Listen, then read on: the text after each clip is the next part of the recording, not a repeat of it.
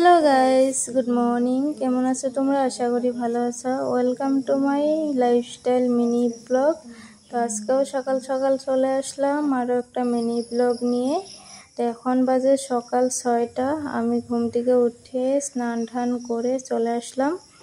তো তোমাদের দাদা ভাইও আজকে সকাল সকাল উঠে পড়েছে, তো অল্প বাজারে যাবে তার জন্যে। তো আমি স্নান টান করে নিয়ে রেডি টেডি না হয়ে বা রান্না বসিয়ে দিয়েছি, কারণ আমাদের সকাল সকাল রান্না করতে হয়, কারণ তোমাদের দাদা ভাই যাবে খেয়ে দিয়ে কাজে। তো তার জন্য সকাল সকাল রেডি সেডি না হয়ে আগে রান্না টান্না করে বাকি কাজ পরে করব।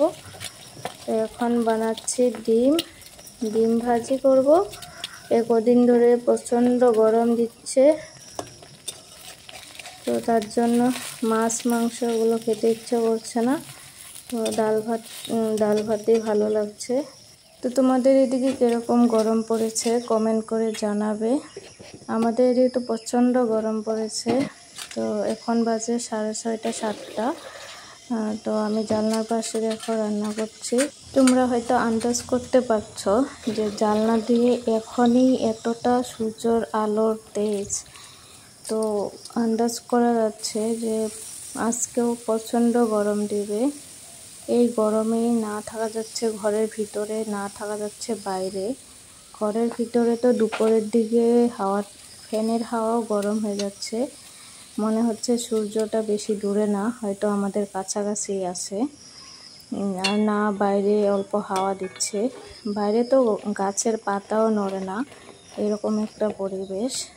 তো এই গরমে আর ভালো লাগছে না। এখন অল্প বৃষ্টি হলে ভালো হতো।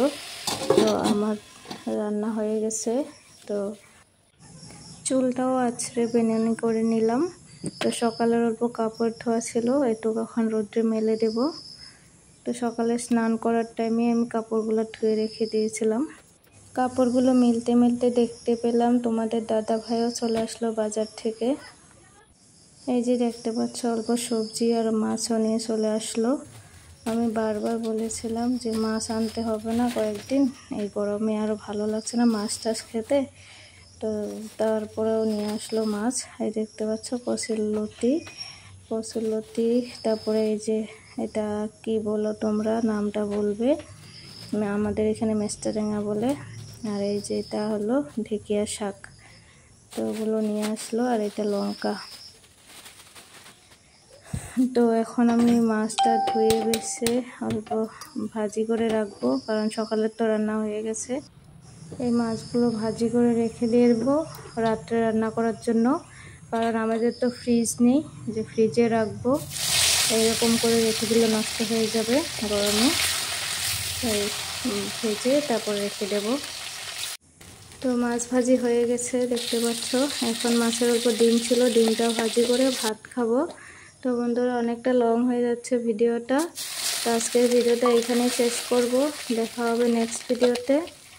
তো তোমাদের ভালোবাসা পেলে এর থেকেও ভালো ভালো ভিডিও বানাতে পারবো। তো বন্ধুরা তোমরা সবাই ভালো থাকো, সুস্থ থাকো, দেখা হবে নেক্সট ভিডিওতে।